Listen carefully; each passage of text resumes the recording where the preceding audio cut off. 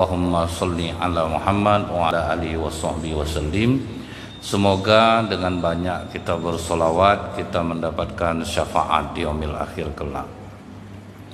Ketika seorang ulama ditanya yang bernama Al-Rafi, apa inti dari seluruh ajaran Islam ini? Jawaban Al-Rafi adalah keteguhan akhlak. Itulah inti ajaran Islam ini, supaya meneguhkan akhlak kita. Ditanyakan lagi, kalau ilmuwan besar, orang-orang besar di muka bumi ini ditanya, apa solusi dari permasalahan hidup manusia? Jawabannya juga keteguhan akhlak. Jadi kalau mau keluar dari masalah, tetap masalahnya akhlak juga. Ditanya pula kepada orang-orang yang ahli dalam ilmu psikologi, apa yang paling sulit untuk diraih? Jawabannya juga keteguhan akhlak. Jadi inti dari agama Islam ini keteguhan akhlak. Agar keluar dari masalah kehidupan kita ini keteguhan akhlak, dan yang paling sulit diraih memang diakui adalah keteguhan akhlak. Memang paling sulit diraih. Bertanya orang, apa pentingnya kita belajar tentang akhlak ini? Jawabannya yang pertama adalah karena itulah yang menjadi tujuan kenapa Rasulullah diutus ke muka bumi ini. Tujuan Rasulullah diutus apa, Bu? Innama bu'istu li utammima makarimal akhlak. Kita hafalah di sini. Tujuan Rasulullah ke muka bumi ini diutus untuk menyempurnakan akhlak. Akhlak yang buruk-buruk itu itu yang mau diperbaiki semua tuh. Contohnya salah satu akhlak orang jahiliyah itu apa, Pak? Bela saudara kita baik dia salah ataupun benar. Itu prinsip orang jahiliyah. Nah, itu yang mau diluruskan tuh, Pak. Kita harus berpihak kepada kebenaran. Tetap berbuat adil sekalipun dengan keluarga kita sendiri. Makanya kata Rasulullah, andaikan Fatimah anakku mencuri, akan kupotong tangannya. Sementara kita, Bu, masih juga ada akhlak jahiliyah. Ini tahun 2024 ada sanak famili adik saudara yang mau maju, kelakuannya macam hantu, Pak. Itu kalau di rapat keluarga pas arisan keluarga bulanan itu bersampaikan tuh, Pak. Ini adik keponakan kita mau maju. Kapan orang kampung kita lagi? Ini masalahnya orang kampung nih harus naik nih. Datang sebagian berbisik, kelakuan macam hantu itulah itu pilih. Masih ada rupanya akhlak jahiliyah nih di kita. Pokoknya orang kampung kita harus maju. Masalah dia mau betul mau enggak, itu urusan dia. Akan berarti masih ada ternyata akhlak jahiliyah itu. Nah, itulah tujuan Rasulullah, Bu, supaya tidak hancur bumi ini. Makanya Rasulullah diutus supaya akhlak orang menjadi mulia. Perlahan-lahan Rasulullah itu langsung mencontohkan ke dirinya. Dari kecil sudah jujur, amanah, berkatanya benar. Jadi memang jadi role model lah, memang asli nampak. Itu yang dicontoh oleh sahabat. Kemudian dalam Al-Quran, Bu, tujuan penciptaan Rasulullah ini diutus ke muka bumi, walaqad arsalnaka illa rahmatan lil alamin, menjadi rahmat bagi alam ini. Karena kalau akhlak baik yang datang adalah rahmat dan kasih sayang Allah. Bagaimana kita ini menurunkan rahmat Allah dari langit, kasih sayang Allah, kalau sempat akhlak curang masih ada di antara kita. Curang nih, Bu, melakukan kejahatan dengan perbuatan. Jadi kalau kita lihat di hadis, Pak, pedagang-pedagang muslim waktu itu, Bu, buah kering di depan, buah lembab di belakang, yang kena hujan ditaruhnya di belakang. Jadi kalau orang beli nanti disangka orang kering juga, diambilnya. Dimasukkan Rasulullah tangannya ke dalam. Ternyata terasa ada yang lembek buahnya di dalam. Tidaklah tergolong umatku orang yang melakukan kecurangan seperti ini. Seharusnya yang lembab ini kau taruhkan di depan, jadi orang tahu mana yang harus dibeli orang. Ini kau nanti orang beli yang kering, kau ambil yang basah. Itu yang mau diluruskan Rasulullah nih Bu. Pedagang jangan sampai curang. Kan bagus jadi itu Pak. Turun rahmat Allah dibuatnya Pak. Kalau orang tidak curang nih Bu. Nah ini contohnya zaman sekarang kan kita lihat duku besar-besar Pak. Kita belilah sampai di rumah mengecil duku tuh. Itu herannya itu Pak. Apa ndak banyak penyakit Bu, orang makan dikutuk-kutuk orang aja terus. Kurang ngajar penjual duku tuh, tipunya aku. Kan apa jadinya Pak kan? Orang yang memakan dia sama anak istrinya sakit jadinya karena dikutuk-kutuk orang Pak. Nah kita tuh masih suka seperti ini, itu yang membuat rahmat Allah tidak turun. Jadi kecurangan ini kata Rasulullah bukanlah tergolong umatku orang yang mencurangi orang. Cirinya kalau di pasar apa Bu? Wailul lil mutaffifin alladzina idza tadu 'alan nasi yastawfun. Celaka orang yang curang. Kalau membeli minta dipenuhkan, kalau menjual mengurangi. Kan masih banyak kita tuh. Menipu timbangan orang Islam juga baru. Ayam dipompa orang Islam juga baru. Dipompanya ayam tuh Pak. Jadi memang ini yang kadang membuat rahmat Allah itu tidak turun. Jual jilbab di pengajian. Kebetulan famili saya dari Abu Dhabi, dibawanya jilbab ini. Kalau mau ibu-ibu saya betul nak ngambil untung 200.000 aja lah, biarlah saya bantu 3 kali bayar. Kan macam baik betul tuh Pak. Dibelilah sama ibu-ibu nih. Pas jalan ke Ramayana Bu, jumpa jilbab yang sama 35.000 harganya Pak. Jadi kadang itulah Pak, makanya rahmat Allah nih payah turun. Kita tuh masih suka curang Bu. Bahayanya apa Bu? Kenapa ini dijaga betul oleh para sahabat Pak? Supaya jangan mencurangi orang. Rasulullah itu punya budak namanya Mid'an.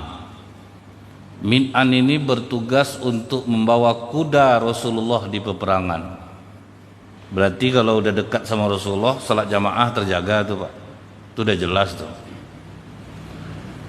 Pas di perang Khaybar itu Bu, pas dia membawa kuda Rasulullah ke arah pohon, harta orang Yahudi udah kalah tuh Bu.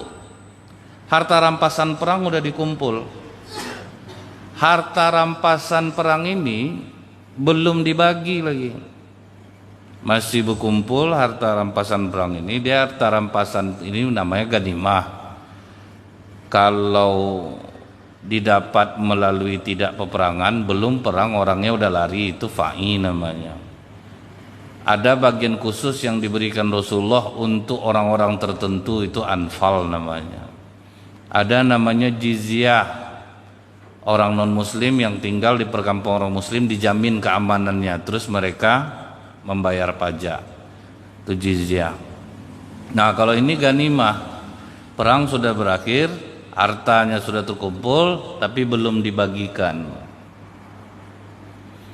Mid'an pas mau mengikat kuda Rasulullah di pohon, kena panah dia Pak, kena punggungnya tembus ke jantung, mati Mid'an Pak. Apa kata para sahabat? Sungguh bahagia Mid'an karena dia mati syahid. Kata Rasulullah, demi Allah Mid'an berada di neraka karena jubah yang disimpan di dalam bajunya. Jadi diambilnya, nampak dia jubah bagus Pak, diambilnya Pak, masuk dalam bajunya, masuk neraka jadinya Bu.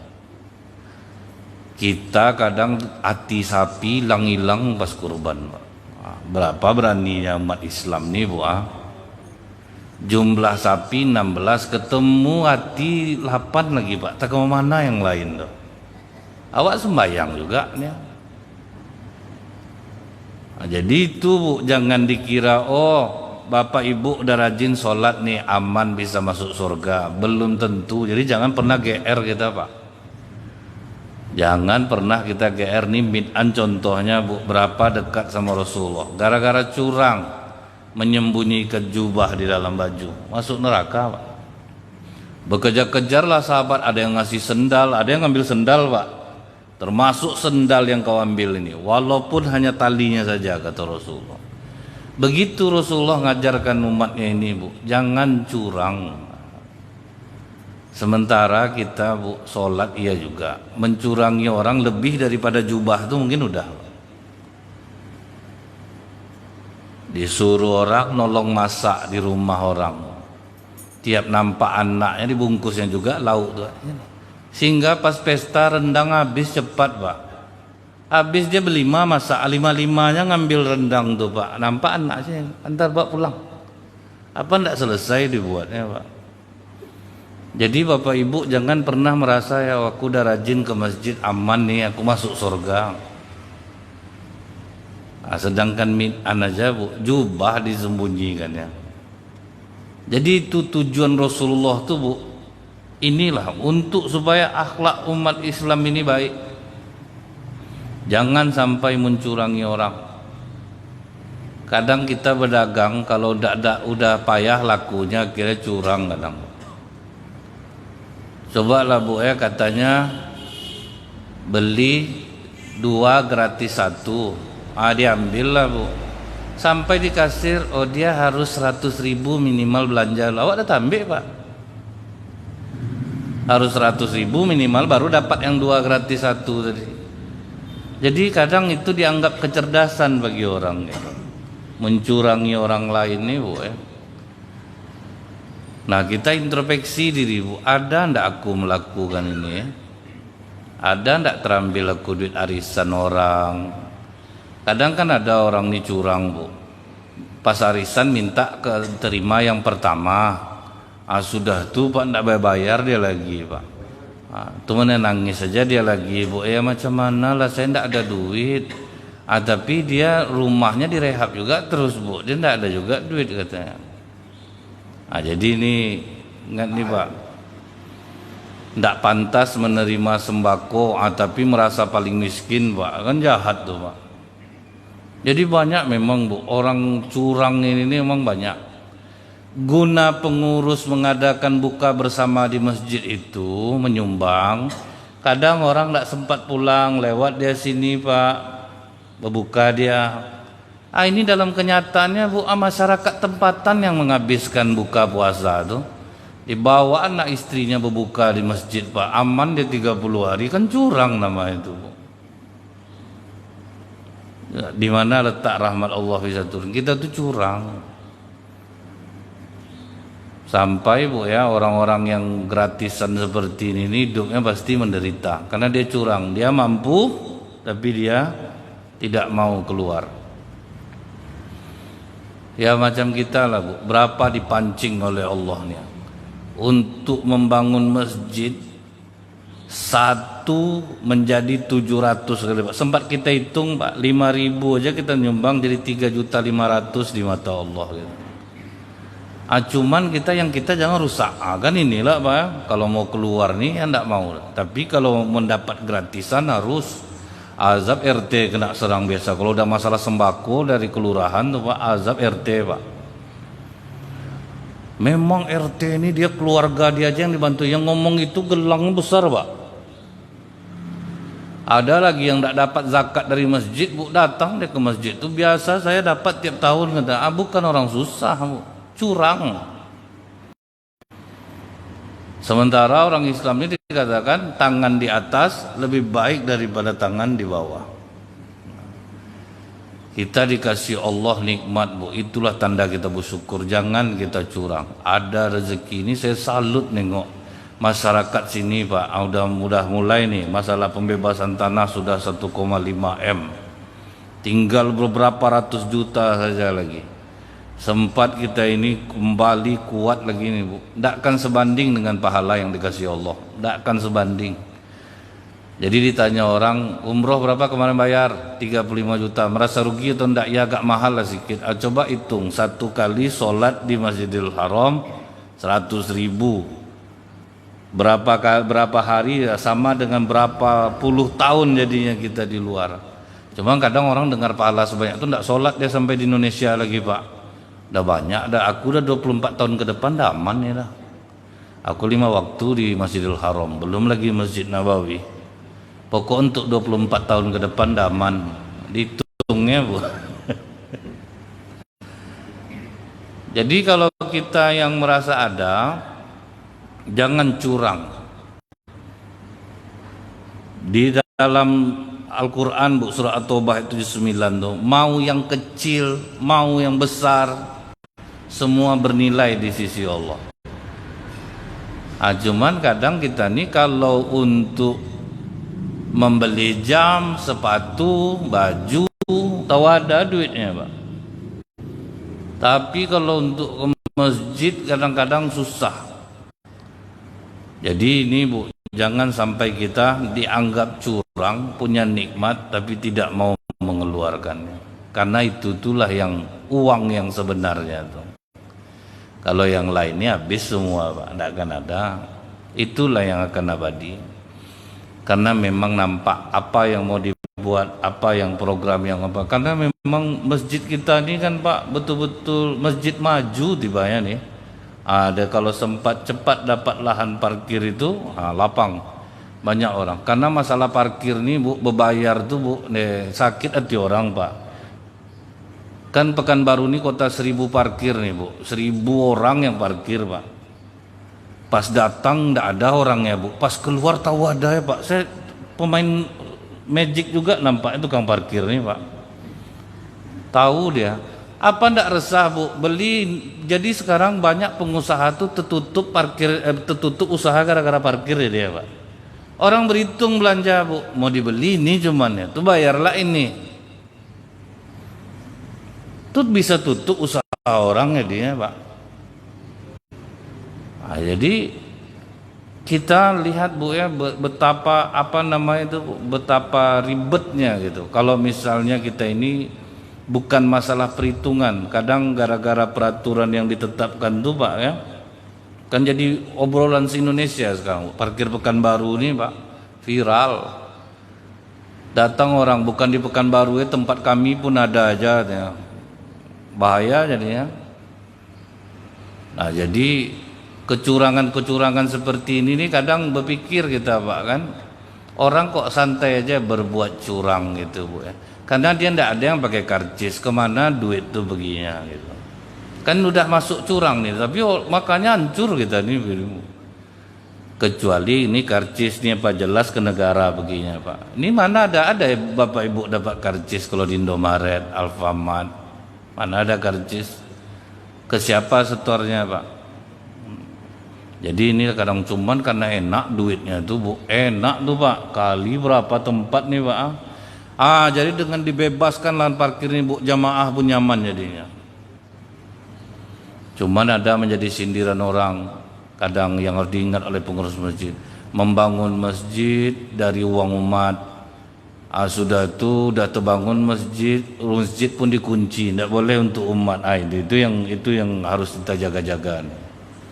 Memang berisiko dibuka kamar mandi orang Semarang, makanya harus ada petugas khususnya kan Bu ya. Karena kadang